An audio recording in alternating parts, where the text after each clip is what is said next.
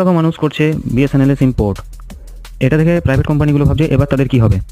হ্যাঁ বন্ধুরা, বিএসএনএল এখন সোশ্যাল মিডিয়াতে ট্রেন্ড করছে।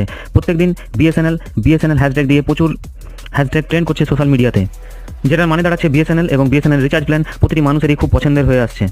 আর এই জন্যই হিউজ সংখ্যক একটা পাবলিক তাদের সিম কার্ড চেঞ্জ করে নিচ্ছে, পোর্ট করে নিচ্ছে বিএসএনএলে অন্য নেটওয়ার্ক থেকে। আর এই অন্যান্য প্রাইভেট কোম্পানিগুলো ছেড়ে মানুষজন বিএসএনএলে যেহেতু পোর্ট করছে, তাহলে অন্যান্য প্রাইভেট কোম্পানিগুলোর মাথায় হয়েছে হাত, এবং হয়তো তারা মনে মন ভাবছে যে রিচার্জ প্ল্যানের দাম বাড়িয়ে তারা হয়তো ভুলেই করে ফেলেছে।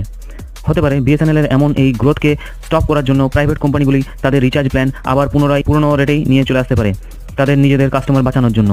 কিন্তু এখনটা আগের মতো নয়, এখন বিএসএনএল তাদের ভুলগুলো শুধরাচ্ছে। বিএসএনএলের যে পুরনো কর্মীরা যারা, তারাও বিএসএনএলের সাথে হাতে হাত মিলিয়েছে।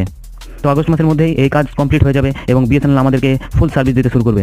তবে কি আপনিও আপনার সিমটি বিএসএনএলে পোর্ট করিয়েছেন?